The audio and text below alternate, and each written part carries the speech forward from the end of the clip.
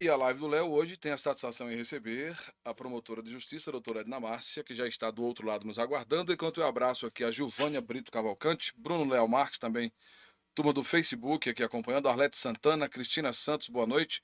Pessoal que já compartilhou a live aí também, muito obrigado, viu? Por vocês estarem propagando o nosso trabalho, isso é bom demais para todos nós. Doutora, fique à vontade para abrir sua câmera, seu microfone, e nós já vamos ter o prazer de recebê-la aqui na tela da live do Léo, né, com muita alegria, né, por estarmos podendo trazer orientação para as pessoas que nos acompanham há mais de um ano. Muito bem-vindas, já estamos no ar. Tudo em paz? Tudo em paz. Pois bem, a live do Léo, como disse há pouco, está há um ano no ar, doutor. A gente teve, olha só, mostrou sua biblioteca, inverteu a câmera, viu? Aí, Estou voltou. vendo. Pronto. E nós temos aqui trazido temas interessantíssimos, desde autismo, com profissionais capacitados para tal, não só de Morro de Chapéu, mas até o secretário de Políticas para Deficientes de Guarulhos, São Paulo, já participou conosco aqui. Nós temos o doutor Leandro Lemos, que é assessor parlamentar no Senado Federal, nos traz notícias em primeiríssima mão, direto lá do Senado e do Congresso Nacional. Enfim, a gente tem buscado dar sequência àquele trabalho que a gente fazia na Diamantina, de oferecer um pouco de questionamento da comunidade para que a gente possa refletir sobre o nosso dia a dia. Inclusive, aquele quadro de sua nota continua aqui conosco. Nós pedimos autorização ao idealizador, né? E montamos a ideia para trazer para a live do Léo. Muito obrigado por ter aceitado o nosso convite e que essa parceria se fortaleça para orientar a nossa audiência. Fique à vontade. Bem-vinda. Eu que agradeço a oportunidade eu lhe falava há pouco que a pandemia nos antecipou de todos os males, pelo menos nos trouxe um benefício de nos aproximar e de nos antecipar à tecnologia. Os colegas falam, quando nos capacitam nos processos eletrônicos, o que era previsto para acontecer em 10 anos está acontecendo agora em um ano. E cada dia a gente tem se aproximado e a gente está vendo a economia que isso vai gerar. Durante esse ano, um ano de pandemia, para você ter uma ideia, eu já participei de vários cursos em Salvador, que era impossível esse deslocamento. E a internet tem proporcionado isso. E você imagina esse programa, isso não seria possível há 5, 6 anos atrás. Uhum. E a gente está vendo, inclusive um colega que é estudioso de tecnologias, diz que nós vamos ver a internet das coisas e o 5G. Diz que vai ser assim. Agora, é preciso que esteja ao alcance de todos, que tenha universalidade, né? Verdade. Talvez seja o grande desafio, né? Deixa eu passar aqui a Marluce Ramos no YouTube, Fábio do Hospital, Júlia e Micaela, a turma aqui do Instagram já nos assistindo, e chegou também a Lai Souza, que é componente do Conselho Tutelar aqui de Morro de Chapéu, através do Facebook, nos saudando. Doutora, nós preparamos uma pauta, obviamente com a sua sugestão também, e a gente deixa a critério para que a senhora inicie falando do assunto que a senhora preferir. Neste momento, nós temos aqui tempo bastante para tratar de vários assuntos, que eu creio que vai ser só o pontapé inicial de outros encontros que virão. Falar de administração pública, que é a minha atribuição, o controle da administração pública, o Ministério Público é um dos órgãos de controle. O Poder Legislativo é, por excelência, um órgão fiscalizador e de controle da administração pública, do Executivo, mas o Ministério Público também é, por excelência, esse órgão de controle. E dizer que isso é bem palpitante e que chama atenção e que as pessoas gostam. E eu digo aos colegas que nasceu no interior, como eu, que tem a proximidade. Se a gente perceber, Léo, muitos que moram no interior são muito mais politizados no sentido de estar próximo dos poderes constituídos de que aqueles que vivem em grandes centros. Olha a diferença de um jovem, de um adolescente que vive na capital do estado e quem vive em um município, numa base territorial menor. A aproximação com o poder público, com a administração pública, a gente, desde cedo, que a gente confronta com essas atribuições, com essas funções, o papel do prefeito, o papel do vereador, entendeu? Dos conselhos hoje. Então, é um tema sempre palpitante, que as pessoas gostam muito. Sem dúvida. E você sabe, é minha atribuição, é minha paixão. Inclusive, eu agora mesmo fui selecionada por um grupo de pesquisa e eu entrei por conta do tempo de permanência. 3 colegas, a doutora Rita Torinho, que é professora da UFBA, é minha colega, renomada, e eu fiquei muito feliz, junto com o doutor Eliette Viana, e nós éramos, assim, as decanas da casa, porque era quem tem mais tempo trabalhando nessa área de improbidade, de administração, de zelar pelo patrimônio público. Então, para mim, é uma satisfação. Como disse meu colega aí na gíria popular, é uma cachaça. Eu gosto muito, muito. A Marluce Ramos comentou aqui agora, eu ia enveredar por este caminho, por este norte, que desde a sua saída de Morro do Chapéu, que nós não temos aqui um titular, né, na Promotoria Pública de Morro do Chapéu, e com a pandemia isso se agravou. Né? A gente teria algum norte nesse sentido, alguma novidade que pudesse trazer para nós assim, esta luz de que nós estaríamos novamente sob os auspícios de alguém aqui mais próximo de nós para tratar das nossas demandas, porque a gente se sente órfão. A Marluce reitera isso aqui. Doutora Márcia está fazendo muita falta em Morro do Chapéu. Olha, o que acontece é o seguinte, Léo. Morro do Chapéu é uma comarca, houve uma mudança de organização e Morro do Chapéu ficou como uma jurisdição inicial, que no passado era ou perdi a nomenclatura, era, como é que eu digo, a gente chamava segunda entrância. E aí, o que acontece? O número de processos que temos em Morro do Chapéu comporta 2 juízes, 2 promotores, e na grande maioria das vezes, só que como ela é inicial, recuperei o tema, ela é inicial, na grande maioria das vezes, quando olham o volume de trabalho, aí os colegas não querem se habilitar, porque não dá conta. Tem 2 promotorias, uma com atribuição cíveis, que é família, improbidade, patrimônio público, ordem urbanística, meio ambiente, e outra criminal, que é também imensa, com o tribunal do júri. Então, o que a gente visualiza, a luz que eu vejo no fundo do túnel, é a própria sociedade se mobilizar. Eu digo porque na grande maioria das vezes, os políticos não têm interesse trazer órgão de controle para perto. Quem quer? Promotor de justiça, juiz. Então, eu fico ressentida com isso. Inclusive, já tive a oportunidade de falar no tribunal, de explicar a situação. Eu acho que a própria sociedade é que ressente a falta dessas instituições. Sim, e que a gente sabe que o juiz substituto, o promotor substituto, não dá conta. E vem aqui para dar conta de casos pontuais, mandados de segurança, réu preso. Então, fica muito a desejar. Então, a sociedade é que vai ter que se organizar, pedir uma audiência com a corregedoria do tribunal, com a corregedoria do Ministério Público, os advogados, já falei sobre isso com alguns advogados, inclusive me predisponho a fazer essas audiências com esses órgãos, para ver se consegue, ou elevar Morro do Chapéu, que aí seria interessante, 2 juízes e 2 promotores, que era a única solução de atrair, porque é uma cidade com um clima maravilhoso, com estrutura hoteleira, restaurantes, todo mundo gosta daqui, mas o volume de trabalho realmente é o que afasta. Muito bem, aí quando a senhora colocou lá de trazer fiscalização para perto, é o velho adágio, né, de procurar sarna para se coçar. Bom, exatamente. Doutora, a gente na área de gestão pública, a senhora colocou a administração, nós deixamos aí credenciamento da saúde, as contratações municipais que foram autorizadas pela Câmara de Vereadores e o nepotismo em suas vertentes. Qual a senhora escolhe para começar? Bora enfrentar o credenciamento. Muito bem. Doutora, eu estou, neste momento, presidente do Conselho de Saúde. É uma situação que vem se arrastando no sentido de estruturação do próprio Conselho de longa data, desde a gestão passada, por situações que foram judicializadas e tudo mais.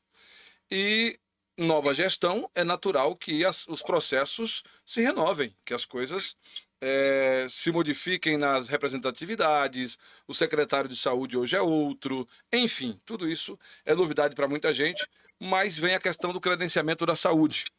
Morro de Chapéu, inclusive, teve pedidos de autorização ao Conselho para distratos, por exemplo, as empresas que foram contratadas ou licitadas para aquisição de medicamentos. Elas informavam que não tinham mais condição de fornecer o medicamento ao preço que foi licitado por conta do sobrepreço que já foi colocado em mais de 100% em alguns medicamentos, entre outras situações, e acabaram elas mesmas pedindo distrato. A questão da UPA, houve necessidade de distrato, o nosso centro de Covid de Morro de Chapéu ainda não tem UPA, é importante deixar isso bem claro. Foi necessário distratar a empresa que havia sido licitada à época em função dos valores exorbitantes que ficaram e que o município, com uma nova gestão, tomando ciência da situação, não tinha condição de estar ali arcando com aquela responsabilidade. Agora a situação já começa a se apaziguar e normalizar. E veio também a questão da necessidade de contratação de novos profissionais, ou da reativação, os aditivos em contratos, enfim, de médicos, de enfermeiros, técnicos de enfermagem, pessoas que não são concursadas do município, como também as clínicas, as empresas que já prestavam serviço ao município, sendo daqui ou não, e isso gerou um certo questionamento, até por nós, conselheiros, sobretudo quando se trata da questão das clínicas. Qual é o questionamento? A situação é simples. Quando se submete a um certame, o certame, para quem nos assiste, um concurso, uma licitação, uma concorrência, né, ou, para esta modalidade, um credenciamento. E aquele concorrente, aquele credenciado, não atendeu às necessidades, no caso do contratante, o município. Se faz necessário que este contratante também comunique a esta instituição, a esta empresa, que os seus serviços não serão necessários por determinadas razões ou não?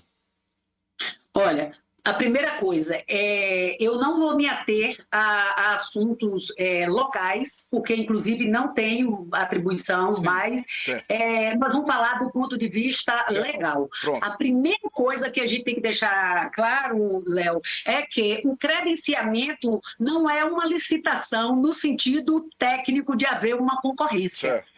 A licitação é uma modalidade de contratação direta. O credenciamento não há competitividade.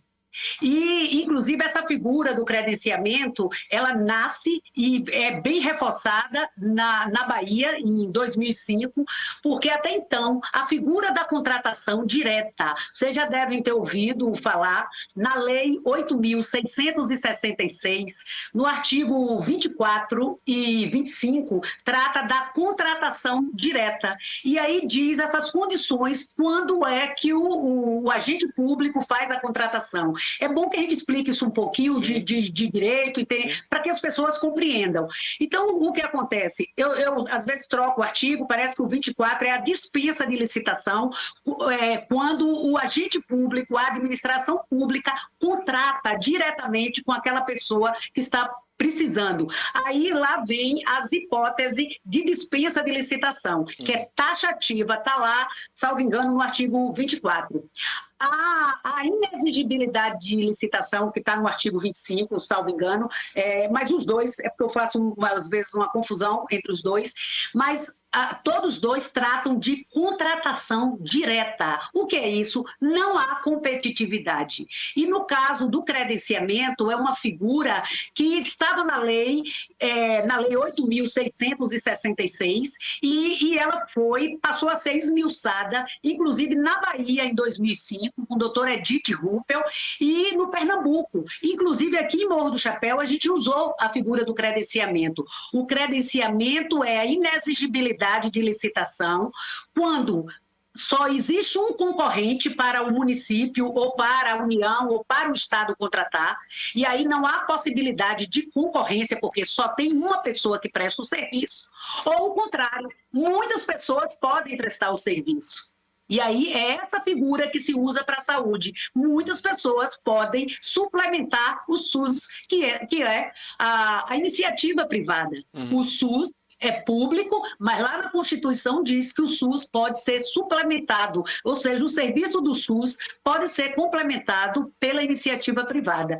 Então, essa figura do credenciamento surge exatamente para o credenciamento de clínicas para média complexidade. Porque o município, mesmo com gestão plena, ele não é obrigado a prestar o serviço de média complexidade, porque média complexidade vai implicar contratação de pessoal de mão de obra especializada, que é a medicina especializada. É obrigação do município a atenção básica, a atenção primária, que vai ter generalista, ginecologista, pediatra, psiquiatra, que vai ter, que é lá através da política do PSF, unidades básicas de saúde. E a média complexidade, a grande maioria dos municípios, inclusive trabalho com o IRC, com mais 5 municípios, a tônica é a média complexidade que envolve especialidades médicas, o município credencia. E aí credencia todas aquelas pessoas jurídicas que têm esse serviço a oferecer. Então, retificando, não há uma competição. Tanto que na figura, o credenciamento tem um regulamento em que o município diz as condições que ele quer contratar o serviço e o preço. Adere àquelas pessoas que se credenciam, que queiram prestar o serviço. Não há uma competitividade, é engano, é uma contratação direta. Inclusive, eu gosto de ilustrar a fala que foi a Bahia que deu, vamos dizer, esse esplendor ao credenciamento, o artigo 61 da Lei 9.433 de 2005. Vale a pena ler. É inexigível a licitação por inviabilidade de competição quando, em razão da natureza do serviço a ser prestado e da impossibilidade da prática de estabelecer o confronto entre os interessados no mesmo nível de igualdade. Certas necessidades da administração passam a ser melhor atendidas mediante a contratação do maior número possível de prestadores de serviços, hipótese em que a administração procederá o credenciamento de todos os interessados que atendam às condições estabelecidas no regulamento. Você que tá na presidência do Conselho, é bom que você se atenha para esse artigo 61 da Lei 9.433, falando sobre a figura do credenciamento. E eu dou um exemplo para ilustrar bem a minha fala, Léo. Quando eu estava trabalhando aqui, era um problema sério o transporte escolar. E o que acontecia? Os prefeitos contratavam cooperativas, empresas para prestarem o serviço de transporte escolar. E na grande maioria das vezes, a gente combatia essa contratação porque a cooperativa ela não tinha motoristas, ela não tinha carro. O que é que ela fazia? Ela ganhava a licitação e ela sublocava o objeto da licitação, o que a lei não permite. Sim. E aí foi quando, num desses eventos do Ministério Público, a gente conheceu a figura do credenciamento e viu que essa procuradora do Estado, doutora Edith Ruppel, falava sobre a figura do credenciamento. Inclusive, quem mais, vamos dizer, divulga essa figura é a Bahia, o Pernambuco e o Ceará. E que hoje o Brasil inteiro fala do credenciamento. Inclusive, a nova lei de licitações, que entrou em vigor agora, 14.133, fala da figura do credenciamento, diz lá todos os requisitos. Primeiro, o município estabelece um regulamento dizendo os serviços que ele pretende contratar, contratar, e aí ele faz um chamamento de todos aqueles prestadores de serviços que estão interessados em vender o serviço. E isso fomenta o desenvolvimento no local. Perceba, o município não vai poder fazer concurso para médicos especialistas, neurologistas, oftalmologistas, várias especialidades médicas, gastro. Então, o que acontece? Imagine fazer um concurso para um gastro que ele vai ficar ocioso porque não tem essa demanda para o mês inteiro, para o ano inteiro. Então, qual é o certo? Credenciar ou pactuar com outros municípios. E aí é o problema da regionalização, da situação da regionalização do SUS, que as pessoas não entendem. É obrigação do município, é a atenção básica. E ele pode pactuar isso com outro município para prestar o serviço de média e alta complexidade. Quando ele contrata no próprio município, Léo, ele fomenta o desenvolvimento local, porque ele está gerando empregos e promovendo o desenvolvimento. Ele está arrecadando também, porque cada prestador de serviço desse paga impostos, paga o ISS, Imposto sobre Serviços. Quando não dá atenção a esses prestadores de serviços, está deixando de arrecadar, está deixando de fomentar o desenvolvimento local, a geração de emprego e renda, entendeu? Então, eu sempre defendi o credenciamento, inclusive desde o transporte escolar, e cada dia a gente vai vendo que é uma forma de trazer a iniciativa privada para suplementar o SUS. Certo. E isso se estende, obviamente, à questão educacional também. A Jeane Vilela nos acompanha aqui pelo Instagram, é Valdo Rodrigues, é o tio da Toxon, da Tocfibra, que beleza. A Carla, 5622, a engenheira Tainara Nascimento, Valdina Cunha também nos acompanha. A turma do YouTube acrescentou-se aqui a professora Diane Santos. Muita falta em Morro de Chapéu, faz a doutora. Boa noite a todos da live. Antônio Bento, Toninho, do INSS, IRC está aqui. Josemar Bento Balali também nos assiste. O MP sempre foi um parceiro importantíssimo para mim na militância do controle social no SUS. Existe hoje uma queixa generalizada de clínicas em Morro de Chapéu no tocante ao credenciamento. O que fazer? Como disse a doutora Márcia, ela não vai entrar muito no mérito local, mas uma orientação geral já nos foi passada. Quem também nos acompanha é Valniette Bagano, professora Cleo Araújo nos assiste aqui, Raquel Bagano, Bruno Leal Marques diz, fui estagiário da promotora Márcia entre os anos 2003 e 2004.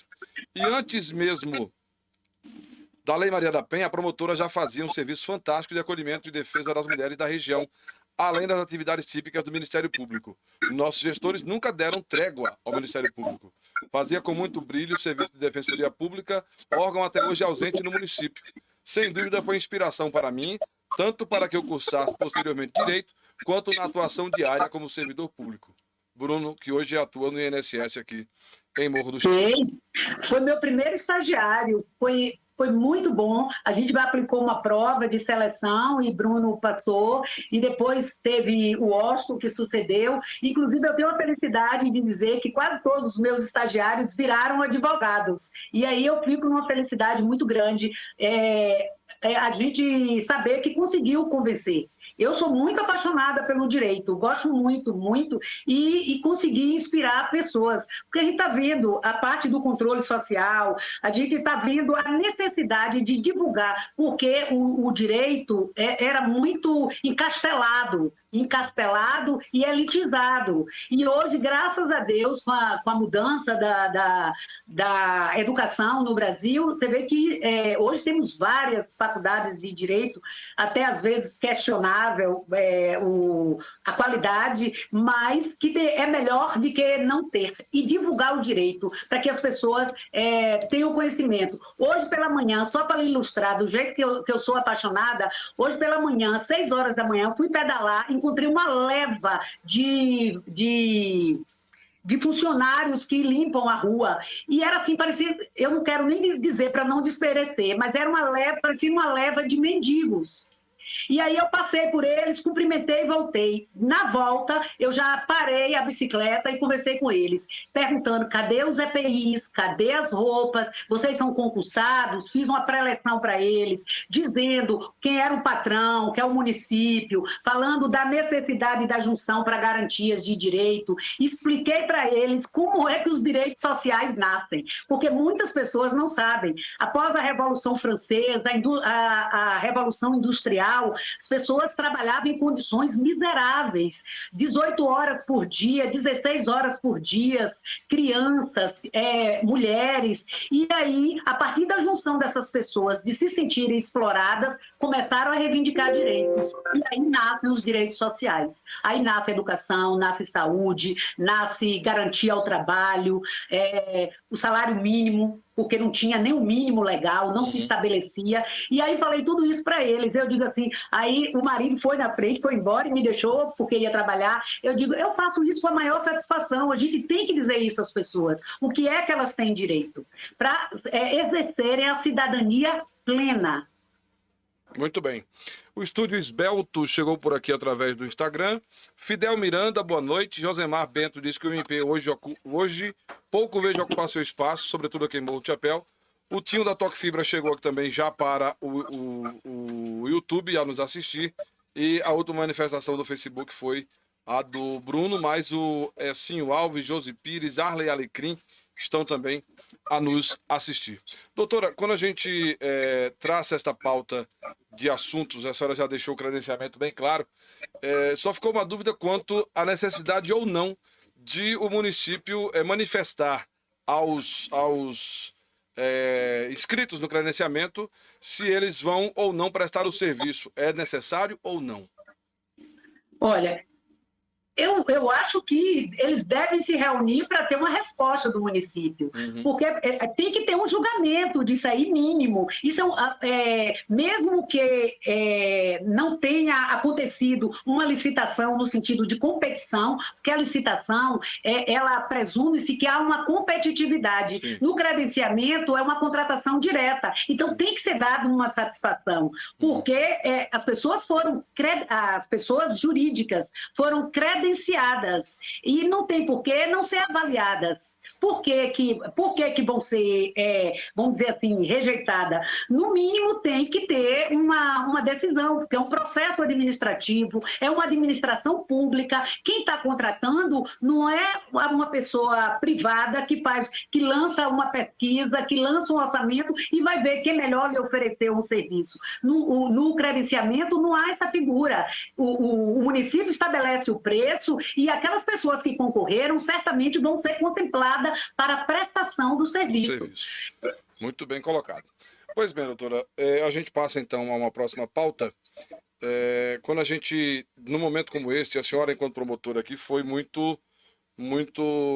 aplicou muito a questão dos TACs, os termos de ajustamento de conduta, e chegou-se a um limite que o município não conseguiu suprir, não conseguiu colocar em prática um concurso público, e agora com a pandemia, então, a coisa se agravou ainda mais, até por conta de muito mais pessoas desempregadas, enfim.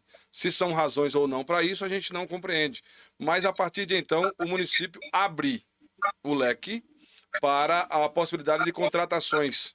Contratações estas que, obviamente, não passam por um concurso público, mas autorizadas pela Câmara Municipal. Como é que se dá esse processo, voltando ao ponto de que nós temos uma nova gestão, de que temos novas ideias, de que temos novos gestores em várias pastas do município?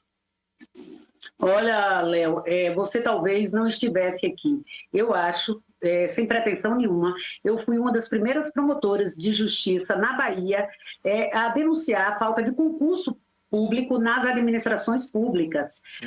Doutora Joselita Nepomuceno, era procuradora do Ministério Público do Trabalho, e eu fiz uma denúncia para que o Ministério Público do Trabalho tomasse providências. Mas isso hoje na jurisprudência está pacificado e dizendo que não é função do MPT, Ministério Público do Trabalho, e sim do Ministério Público Estadual. E eu venho nessa luta, nessa cruzada inglória para combater a contratação sem concurso.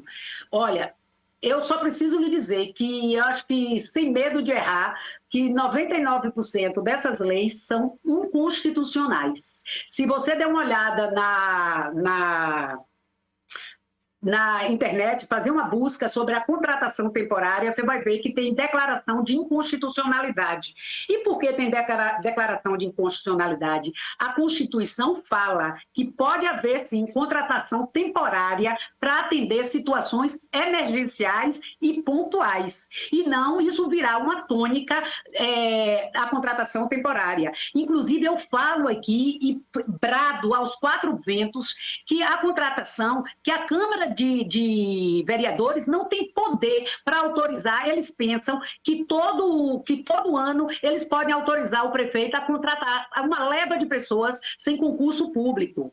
Inclusive, hoje eu estava lendo para essa live e vi um procurador do Espírito Santo falando sobre a perspectiva de responsabilizar o legislativo por leis que são inconstitucionais e de efeitos concretos. Eu explico.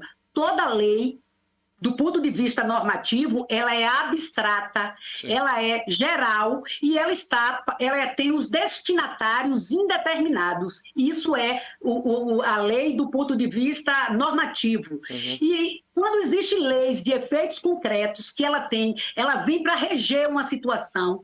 Inclusive, isso hoje tem se discutido muito, o fisiologismo, sim, do legislativo com o executivo, e vi com muito bons olhos a responsabilização, porque para os vereadores que estão me ouvindo, para não pensar que é uma aberração jurídica o que eu estou falando. Pra você ter uma ideia, o governo federal, em 93, editou uma lei federal sobre a contratação de temporários para a União. E as situações em que autoriza a contratação, professores substituto, situações emergenciais, como no caso de pandemia, de endemias, situações especiais. Para você ter uma ideia, a lei federal é 8.745/93.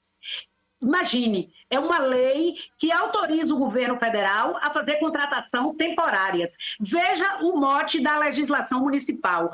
Todo prefeito vai, todo ano, à Câmara de Vereadores pedir autorização para fazer contratação temporárias. Uhum. Por aí já dá para tirar a conclusão, dentro da argumentação, que existe algo errado. Como o governo federal tem uma lei que está em vigência desde 93, e por que os municípios todo ano têm que autorizar? Então, é uma coisa estranha. Inclusive, nós temos leis lá, inclusive onde eu estou trabalhando, fazendo representação à Procuradoria, arguindo a inconstitucionalidade, principalmente quando se trata da contratação de pessoal para a saúde. Uhum. A saúde e a educação são serviços essenciais, são permanentes. E uma lei que autoriza uma contratação temporária o vereador, a Câmara Municipal não está preocupada com a efetividade da prestação dos serviços. E eu explico isso, porque a gente sempre reclama que os prefeitos passam, os governos passam, mas a administração pública municipal, ela tem que ser permanente. Eu explico isso todo dia, toda vez que eu tenho oportunidade. A administração pública municipal, ela tem que ter uma estrutura própria e um governo que ganha a eleição se acopla àquela administração. E não é isso que está acontecendo nas administrações públicas. O que acontece? Toda vez chega um prefeito novo e traz uma leva de funcionários. E é por isso que a gente tem que ser cada dia mais criativo para estar fiscalizando, para estar combatendo, denunciando por improbidade administrativa. Muitas vezes as pessoas falam assim, doutora, não dá nada. Dá sim, basta a gente perseguir, pelo menos a gente tira da vida pública, a gente inviabiliza a carreira do gestor, porque no momento que ele é condenado, suspende os direitos políticos, ele vai ter problema com o judiciário. Eu acho que a gente não pode desanimar. A gente só vai aperfeiçoar as administrações públicas fazendo esse trabalho. Inclusive, no meu curso que eu estou entrando hoje, o tema da pesquisa que eu escolhi é Compliance, Programa de Segurança na Administração Pública, para combater a corrupção, para combater o apadrinhamento, o favoritismo, porque a gente precisa criar protocolos nas administrações para profissionalizar o poder público municipal, que ainda é muito violador dos princípios da administração pública, principalmente o princípio da impessoalidade. Tratam a gestão pública com muita... Gestão pública municipal, vale ressalvar, quase em todo o Brasil, trata com muito descaso o princípio da impessoalidade, que a gente não deve ter vínculos, favoritismo, preferência para tratar com as pessoas na gestão. Saudar a Cristina, lembro muito, parceira dos conselhos, e eu falei da minha pesquisa, que eu estou entrando no curso, e eu falei de compliance, que é de programa de integridade, estabelecer protocolos, éticas, e uma das funções que eu também quero tratar é do controle social. A gente precisa reforçar esse controle social. E as pessoas devem saber que está na Constituição, que nossa democracia não é apenas representativa, que a gente não dá uma carta branca ao vereador, ao prefeito, ao governador, ao presidente da República, que a nossa Constituição cidadã está lá no parágrafo único do artigo 1º da Constituição, que eu sempre revisito nas minhas falas, dizendo da necessidade da participação da sociedade, da comunidade. E vários temas, vários conselhos. E eles têm que ter a cara do povo. É uma luta também intrépida para fiscalizar a parte da sociedade civil que compõe os conselhos, para que não tenha ingerência política, para que o conselheiro tenha independência, para que o conselheiro seja capacitado, para ele ter conhecimento daquilo que ele diz fiscalizar. Então, voltando a um tema, antes de entrar no nepotismo, Léo, eu acho de bom tom de dizer que, sim, uma coisa importantíssima, a contratação temporária, ela tem que ser, está dizendo, é temporária, ela tem que estabelecer um prazo, ela tem que dizer quais são os cargos e deve deixar bem claro que não pode ser aqueles cargos que já existem na administração pública, porque está carente o quê? De concurso. A gente não pode violar o princípio do concurso público. Está lá na Constituição Federal, no artigo 37, nenhum dos incisos que falam que se entra no serviço público mediante concurso público. E digo, Léo, há uma resistência muito grande, quase todo gestor fala para mim que detesta o concurso, que detesta os concursados, que são preguiçosos, que não trabalham. Eu falei, eu tenho certeza que falta ao senhor gestão, falta ao senhor fiscalizar, colocar ponto, fazer planos de cargo e salário, trabalhar com a classe, que o senhor vai ver, que o senhor vai encontrar. Não pode. Esse discurso é de quem quer o desmonte do Estado, é de quem quer o desmonte do município. E cada servidor público que estiver me ouvindo tem que se envergar da função que tem, porque é um privilégio, e dá o seu melhor, dá a sua contribuição para seu município, porque o patrão está sendo o povo. Sim. Então a gente tem que corresponder. Senão, a gente vai para uma perspectiva de que todo mundo vai falar mal do concursado, prefeito nenhum vai querer fazer concurso, governador nenhum vai querer fazer concurso, porque todo mundo, essa história de que funcionários públicos não trabalham, estão lá para não trabalhar, não deu para nada. E isso é o discurso daqueles que querem o desmonte do Estado. E a gente, funcionários públicos, tem que se envergar de que defender o Estado, no mínimo cumprir com suas obrigações, corresponder com o edital do concurso que ele fez, que ele estudou, se debruçou e sabe que ele tem atribuições, que ele tem funções, que ele tem horário a cumprir e ele tem que colaborar. Verdade. Doutora, olha, só registrar aqui a audiência de G. Santos, Edna Santos pelo Instagram, a Monique do sindicato, boa noite, doutora Edna Márcia, sempre uma parceira no fortalecimento do controle social, não tenho dúvidas que se ainda estivesse atuando em nossa cidade, muita coisa já teria tido outro encaminhamento. E a Leidiana Rosa, boa noite, excelente live. Muito obrigado a todos aí pela atenção e pelas manifestações. Quando se fala de nepotismo, as pessoas automaticamente... Ô, Léo, eu queria completar ainda a terceirização, antes de entrar em nepotismo. Está muito casado, viu? Pois não. Olha, eu fui fazer uma pesquisa sobre a contratação de temporários, e a contratação de temporários são para, está dizendo, para situações especiais. E todas as leis, e todas as ações que eu achei para declarar, que entraram com ação para declarar inconstitucionalidade, tinha exatamente aquelas funções que já eram contempladas pela administração. Hoje, numa situação de pandemia, é justificável uma contratação temporária de profissionais da área de saúde. Mas isso não pode ser o mote para violar o princípio do concurso público. Então, eu vi várias leis que estavam lá, os profissionais de saúde. Inclusive, eu tive a curiosidade. E eu conversava há uns 15 dias com alguém lá em Irecê sobre a necessidade de fortalecer os profissionais da área de saúde, porque na grande maioria das vezes são dispersos. Olha, a única classe unida da saúde só são os agentes comunitários de saúde e os agentes de endemias. Eles brigaram, hoje eles têm representação no Congresso porque eles brigaram.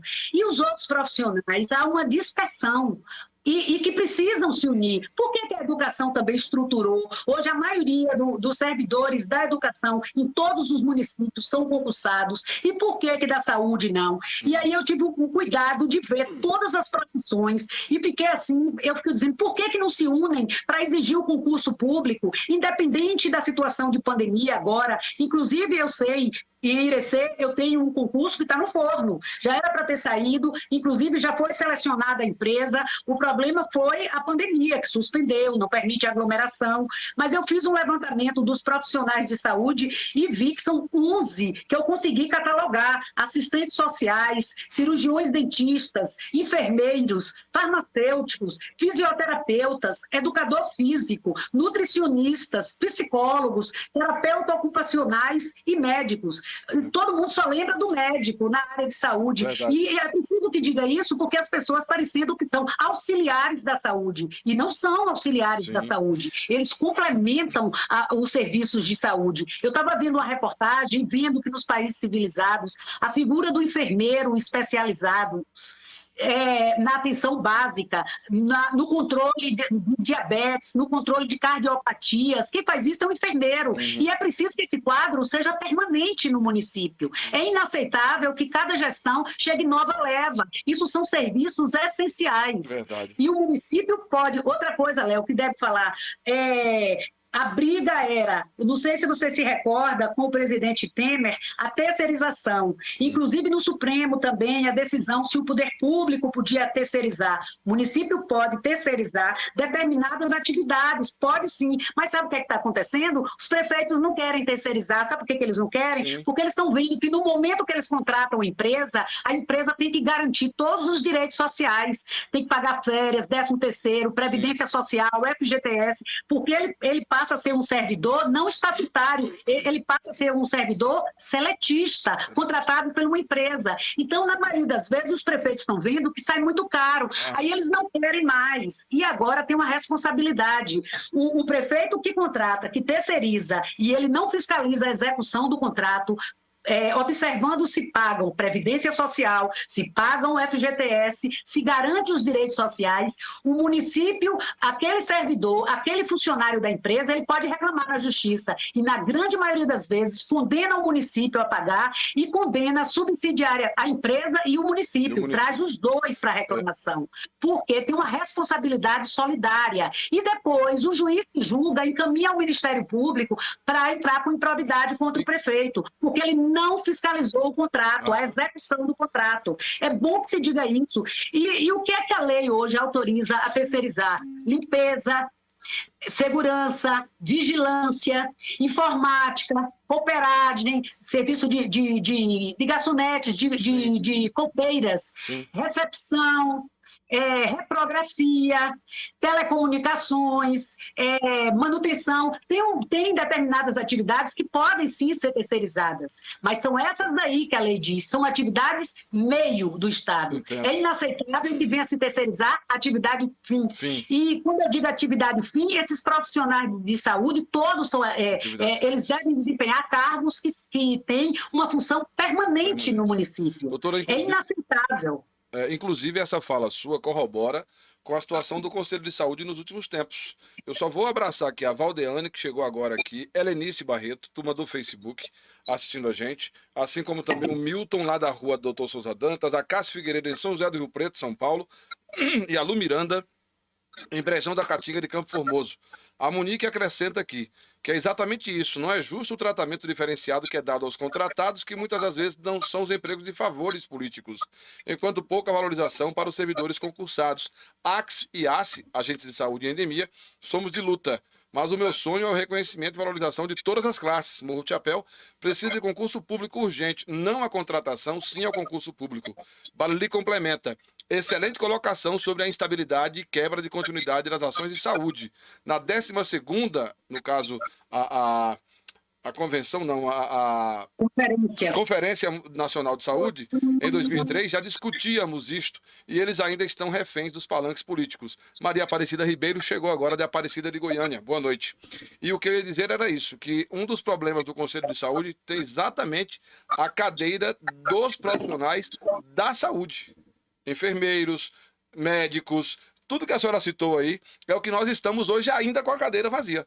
Justamente porque não há um consenso, não se chega a uma definição de quem os pode representar e não existe uma representatividade, seja por cooperativa, por associação, por qualquer que seja a instituição que os represente no município. Então, desde a gestão passada, esta tem sido a mácula do Conselho de Saúde na sua representatividade institucional, porque ninguém lá representa pessoalmente a sua figura, representa uma instituição, uma entidade, eu no caso, a Associação de Idosos, o Balili com a ASFAM, o Maurício com o hospital, a Monique com os agentes de saúde e assim se vai, né? São situações assim representativas.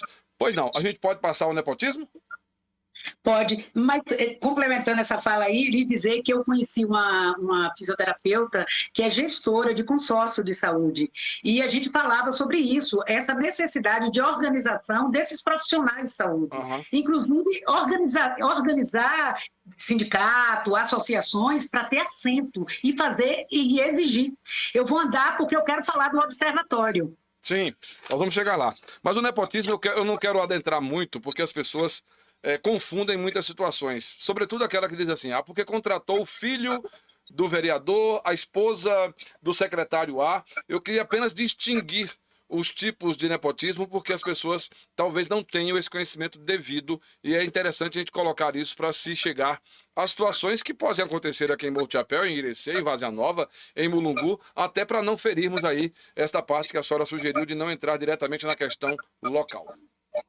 Olha, a primeira coisa que deve se fazer é o seguinte, é denunciar. Porque eu, por exemplo, eu achava que eu estava assim, de boa. E essa semana eu falei com um colega, voltou o tema nepotismo, eu falei, parece uma erva daninha. Quando a gente pensa que matou, nasce de novo. E aí começa tudo de novo. E essa semana a gente voltou a tratar do assunto. Aí eu coloquei essa expressão, parece erva daninha. Quando a gente pensa que matou, que nada, volta de novo.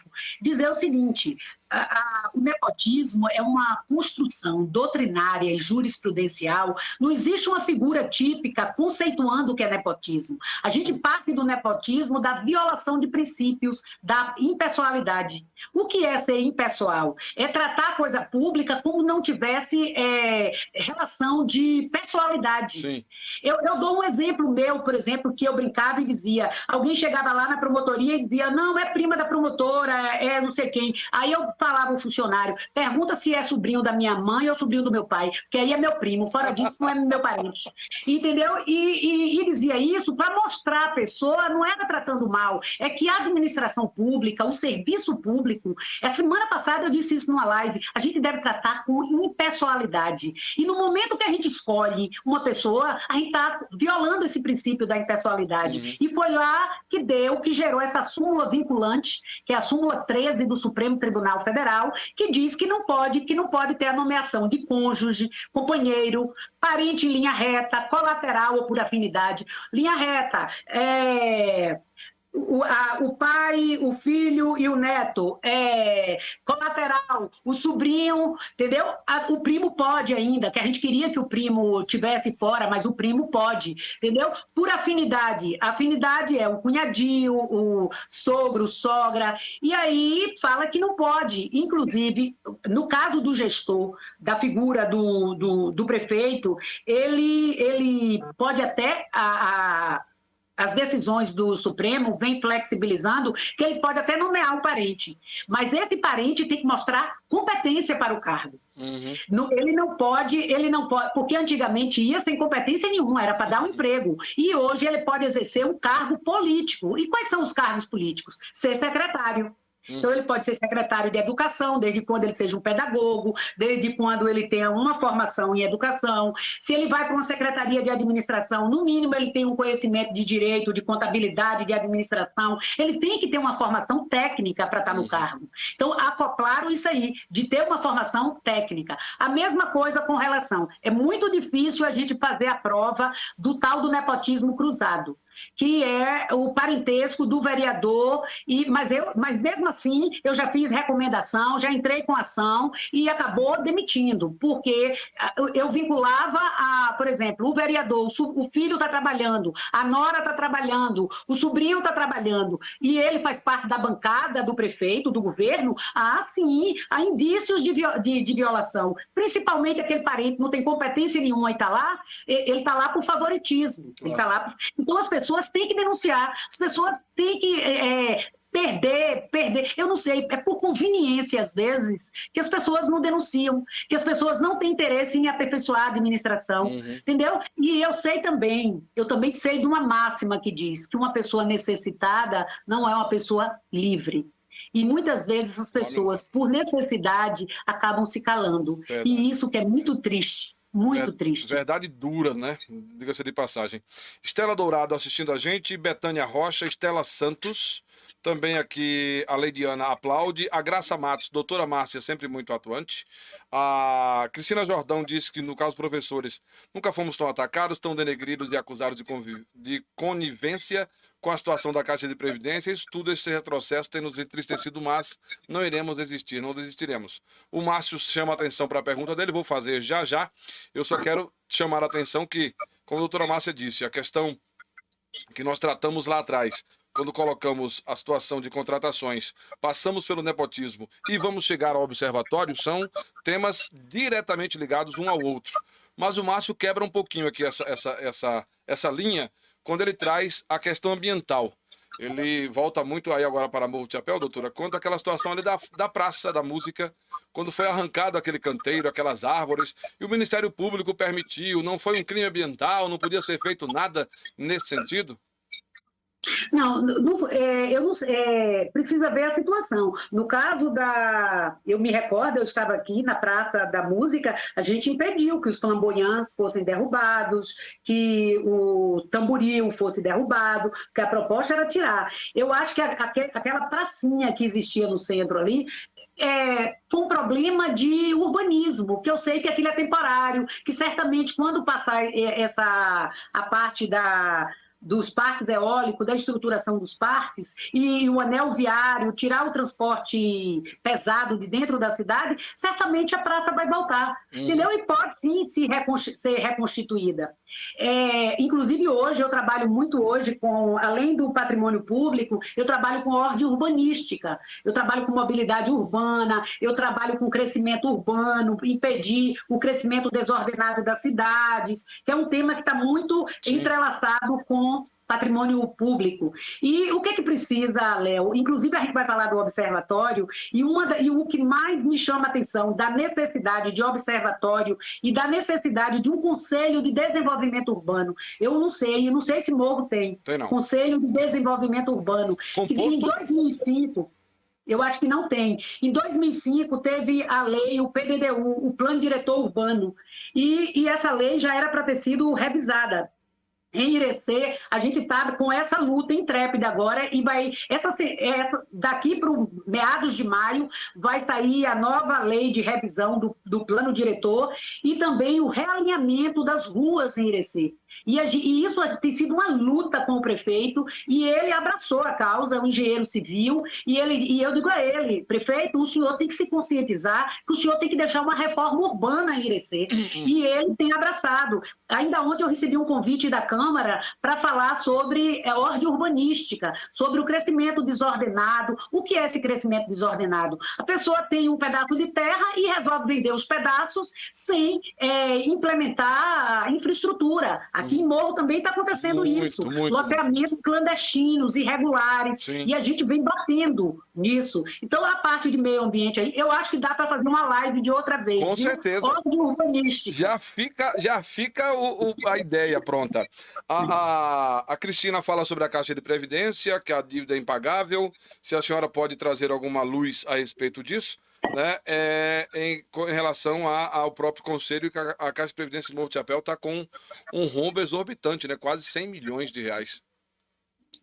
Eu não vou entrar na seara, Cristina, só posso lhe garantir o seguinte: quebrar não quebra, não, porque tem a Previdência Federal para sustentar, porque ela é fiscalizada por conta da Previdência Federal. O que vai acontecer é o seguinte: prefeitos vão responder por apropriação indébita, por não repassar recursos, entendeu? Mas não se preocupe não que sua aposentadoria, se não for garantida pela Previdência do município, a federal é obrigada a garantir, porque compete à federal fiscalizar esses regimes próprios de Previdência. Muito bem. Doutora, eu vou compartilhar na tela com a senhora a imagem do observatório, para que as pessoas possam também ir acompanhando a sua fala a respeito do mesmo. Deve chegar na sua tela aí, e eu vou colocar para as pessoas também poderem acompanhar diretamente com a sua fala. Chegou para a senhora? Pode, tá ótimo. Pronto. Tudo bem? Então fique à vontade que a gente vai acompanhando aqui, se necessário for, até com uma leitura mais objetiva. Observatório Social do Brasil. Esta proposta, ela já foi levada à CDL em Morro do Chapéu. O vice-presidente, o Marcelo da Explosão Calçados, ele nos apresentou uma situação que vivenciou lá quando o presidente da Associação Comercial da cidade do interior de Minas, de onde ele veio, né? E propôs isso aqui, mas a coisa não andou e com a pandemia, infelizmente, ela foi colocada realmente num segundo plano, né? A gente, infelizmente, não teve andamento dessa proposição, doutora. Olha, falar um pouquinho sobre o observatório. Dizer o seguinte: eu ainda estou me apropriando das ferramentas, mas eu vou falar pelo que eu entendi, porque eu já conheço o observatório há alguns anos e sei que no Brasil nós temos mais de 100 municípios que já têm o observatório social. Esse observatório social ele tem a natureza jurídica de uma associação. Sim. Só que ele tem peculiaridades. Como é que ele funciona? Eu vou falar assim, a grosso modo, como funciona. Na verdade, esse observatório, ele nasce da junção de pessoas que não tenha vinculação política no município, base territorial, onde ele vai ser criado.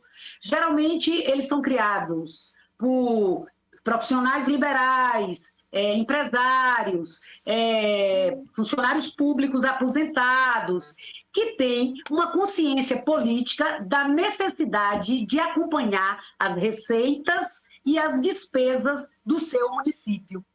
Porque para a gente fazer uma educação tributária para as pessoas, porque muita gente não tem consciência e pensa até que dinheiro público pode se apropriar, pode roubar, porque é de ninguém, não tem dono. As pessoas pensam assim: Sim. Léo, meu telefone está pifando, tenho que carregar. Vixe, bota o carregador aí.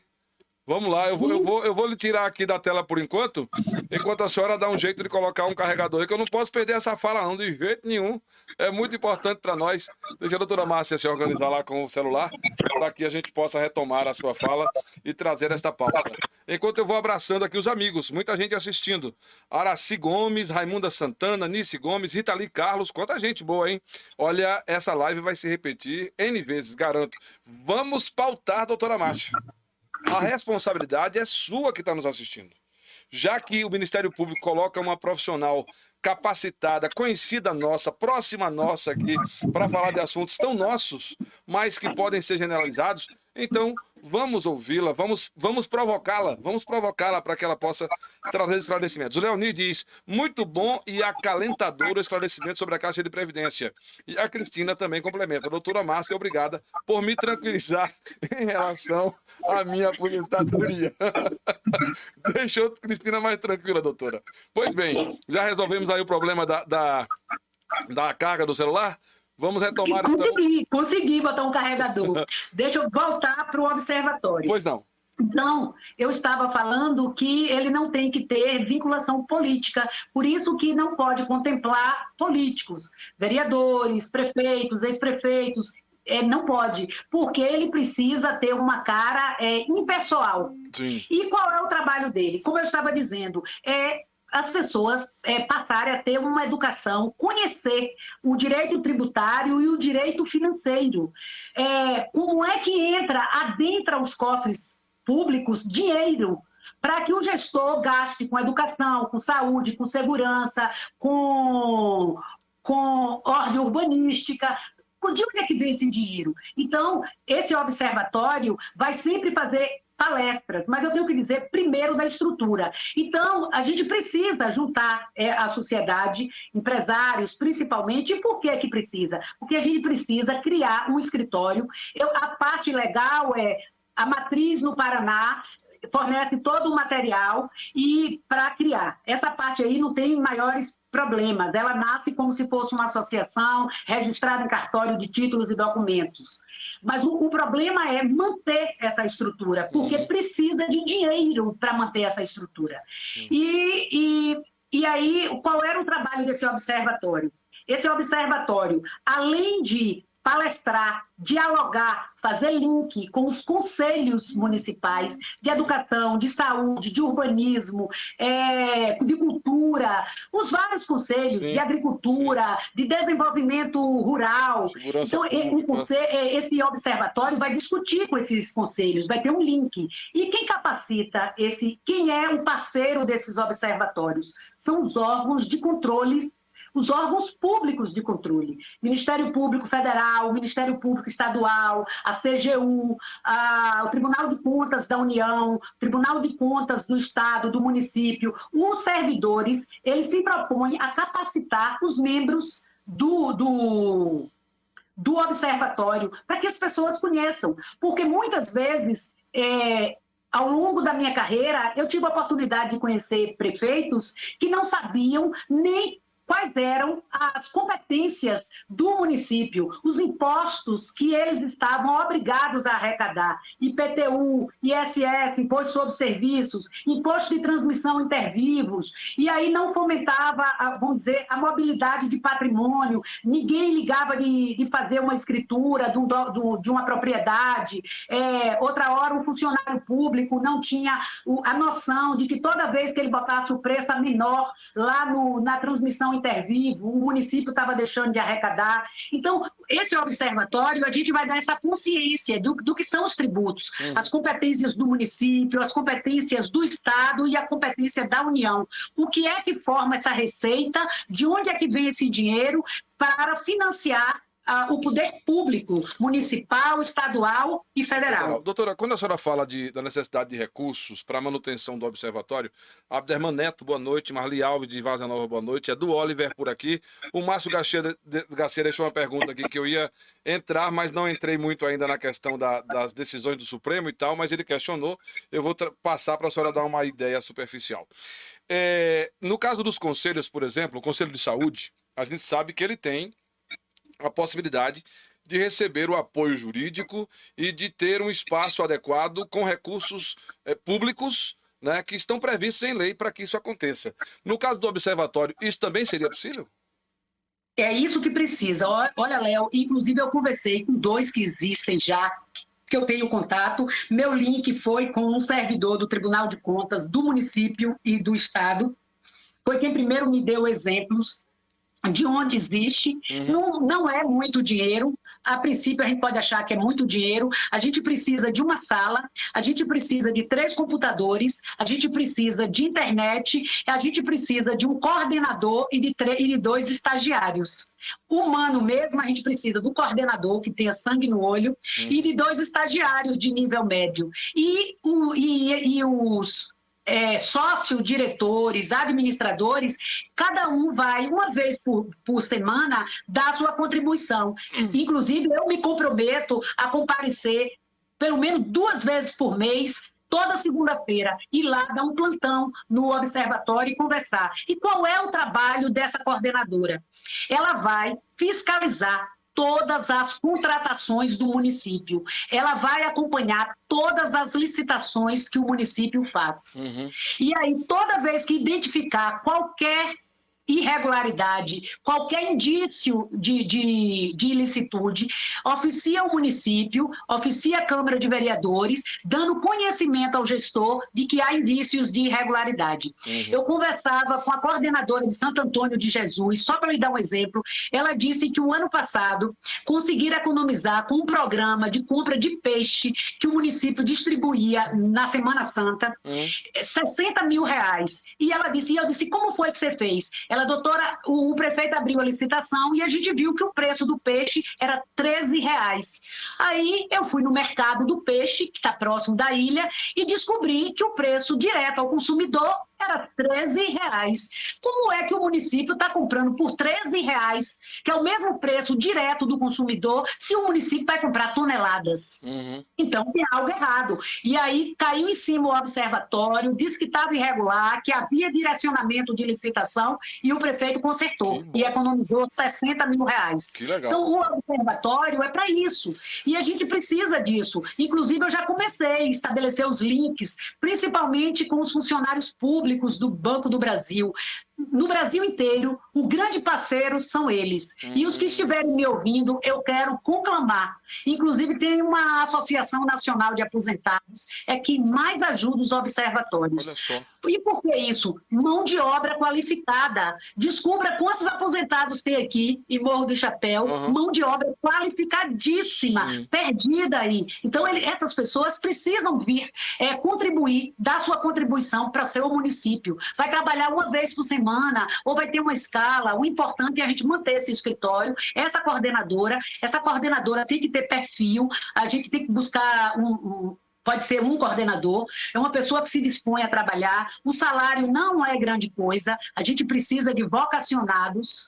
A menina me disse, a que eu conversei, ela disse, doutora, apareceram várias pessoas de nível superior, mas as pessoas queriam emprego. E eu aqui faço por amor. Eu sou da zona rural de Tancredo Neves, sou estudante de enfermagem e eu faço esse trabalho. E ela disse que é de uma honradez o observatório, que só precisa mandar um ofíciozinho com esse papel aí, que as pessoas já se assustam. E aí, se o município não atende, se a Câmara não atende, o que é que faz? Aciona o Ministério Público, aciona o Tribunal de Contas, porque o Tribunal de Contas pode ter controle de cautelaridade. O que é isso? O Tribunal de Contas, se a gente fizer uma representação, ele pode suspender a licitação, ele pode suspender o contrato se a gente apresentar indícios. Então, perceba que é um escritório benéfico para fiscalizar a aplicação dos recursos públicos. Verdade. E é um trabalho preventivo que a gente precisa fazer. Então, eu sou admiradora e quero muito que isso aconteça. Eu tenho incentivado em vários municípios a criação desse observatório social. Acho até, doutora, que pela sua fala, cumpre a CDL local tomar paternidade e dar andamento buscando esses parceiros que a senhora colocou aí. Acho importante que isso possa vir a acontecer. E Tânia já Gomes... falei até com o empresário, falei com o Daílson, que Daílson é muito entusiasmado, inclusive está esperando para eu explicar para ele. E esqueci de mandar.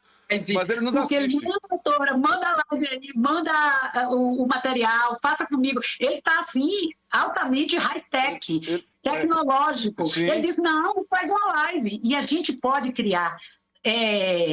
A pandemia não é mais um empecilho a não criar. Olha aqui hoje a gente conversando. A gente pode fazer uma assembleia virtual, entendeu? Sim. Inclusive o Dailson já participou conosco aqui da live, nos assiste, deve estar nos assistindo agora, mas não se manifestou ainda. Soninha Santos, boa noite. Tana Gomes, boa noite. O Balili colocou aqui uma informação interessante. O observatório se baseia nos antigos conselhos cidadãos.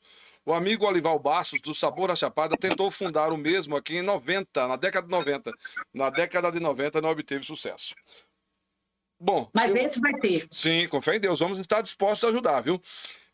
O Márcio Garcia traz uma pergunta, eu vou tirar da tela o observatório, porque acho que a gente precisa voltar a esse assunto até com uma assembleia maior, como a senhora colocou, já com a predisposição... Sim, Léo, sim. olha, Léo, a contribuição do empresário, por exemplo, pode contribuir com a sala, entendeu? Uma sala. O pessoal que tem exploração de internet pode conceder. Inclusive lá a internet é de graça, é concedida pela pessoa que explora essa atividade.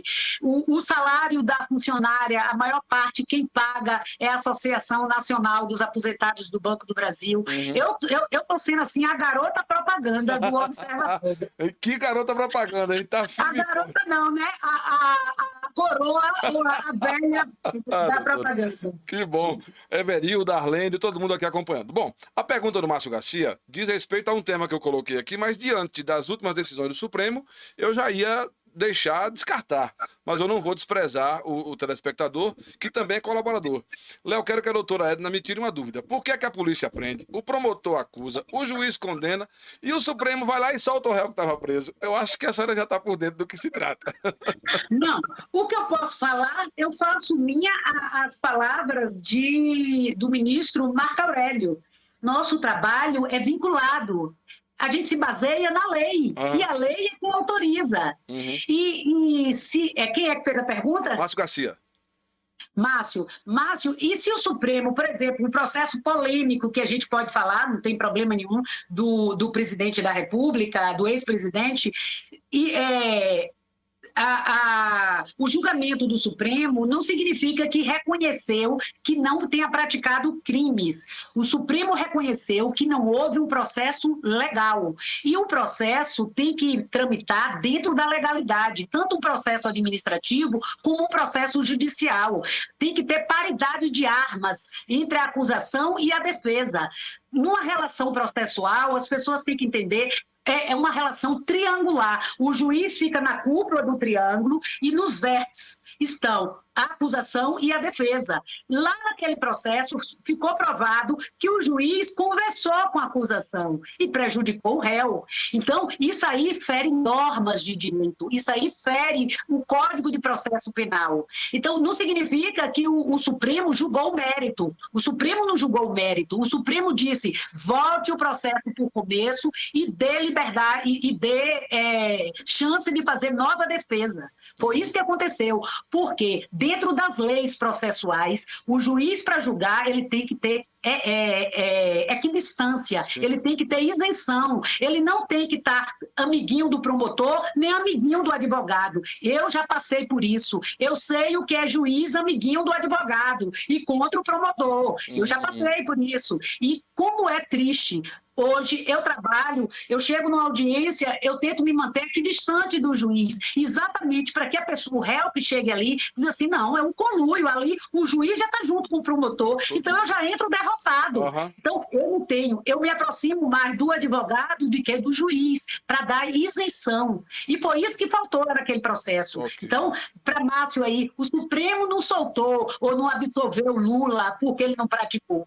O Supremo disse, começa o processo novamente, porque o juiz era suspeito.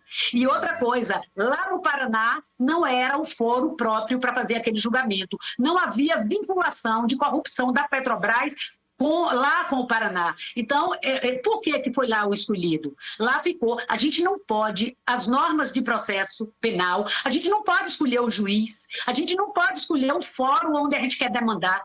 Eu não quero meu processo aqui em Morro de Chapéu, não. Eu quero meu processo em Irecê, eu quero meu processo em Salvador. Não é assim. As normas de processo diz que o local onde o crime ocorreu é que vai ser competente para julgar. E a suspeita dos atos de corrupção, se é que aconteceram, foi em Brasília, Brasília e em São Paulo. E por que puxaram para o Paraná? Então, é isso aí que violou normas processuais.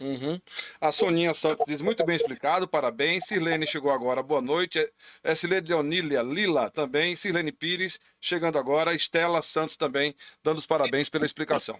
Doutora, só aqui, ó, Monique, salvo engano, o PDDU em Morro de Chapéu foi reformulado em 2019.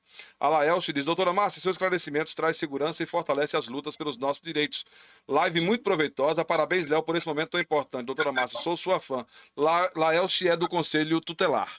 Doutora, eu já quero deixar aqui, além de darmos continuidade ao observatório, trazer novidades, quem sabe já a nível local, como é que está o andamento do processo, se a sua propaganda funcionou mesmo, né? Para um próximo momento, mas a sua agenda que vai dizer quando nos encontraremos novamente, e já deixo como pauta meio ambiente, que eu acho que é um assunto mas muito fustigante para Morro do Chapéu, sabe? É uma coisa que a gente precisa trazer, até por conta de que ele se transforma na geração de emprego e renda por consequência das eólicas, e a gente precisa tratar desse assunto. As pessoas não compreendem direito a questão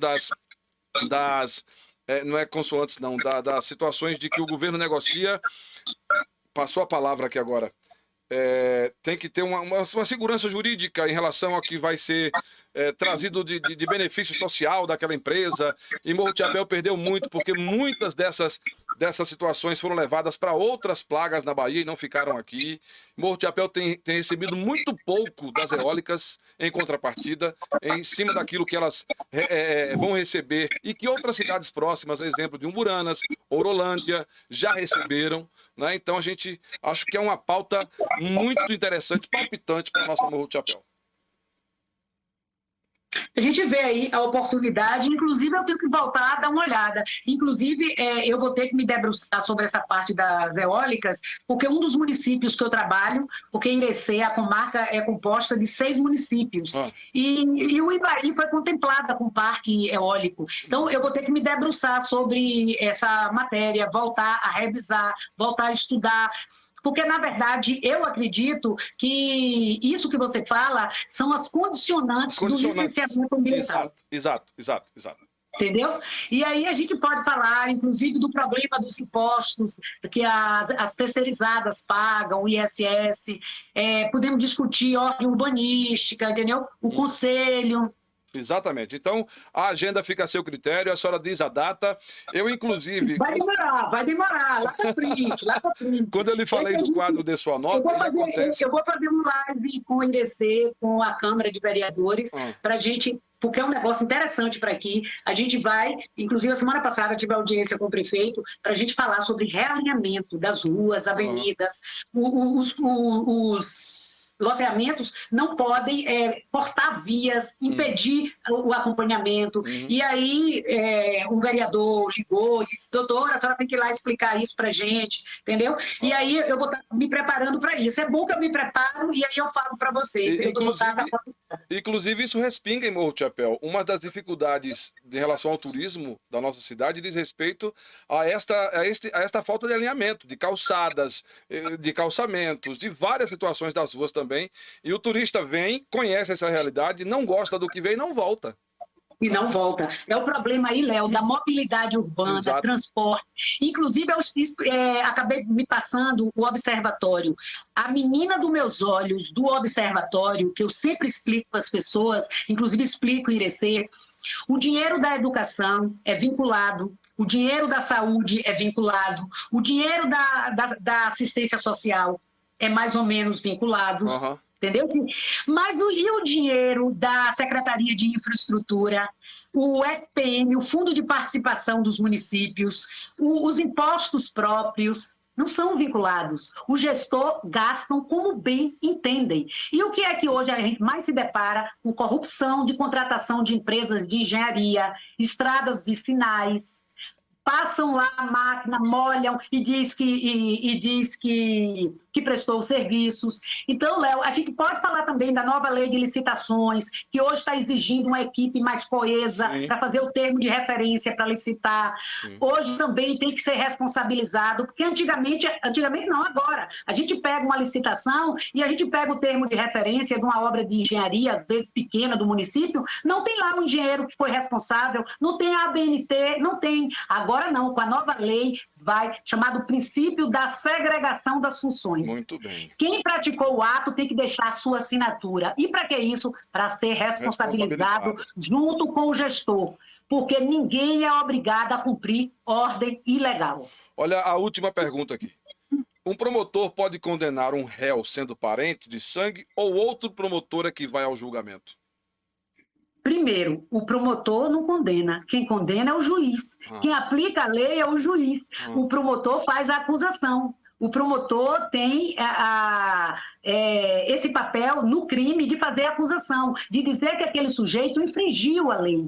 E aí a gente faz a acusação, o advogado defende, e se a gente provar por A mais B que aconteceu, aí o juiz condena. Quem condena é o judiciário, quem condena é o juiz. E outra coisa, se o promotor tem parentesco com o réu, o promotor não pode atuar. É o mesmo princípio lá, ele é suspeito, porque certamente ele vai deixar de fazer o trabalho dele com pena do parente. Então não pode. O Código de Processo diz que a gente está impedido ou é suspeito. No caso aí é impedimento. Impedimento. Doutora, eu lhe propus 40 minutos de live, já vamos com 80. Tá vendo? Mas foi muito... Léo, só para concluir, eu fiz algumas reportagens com o Dr. Jorge. Você conheceu o Jorge? Sim, inclusive eu tenho aqui um áudio dele com o João Marito, de longa data.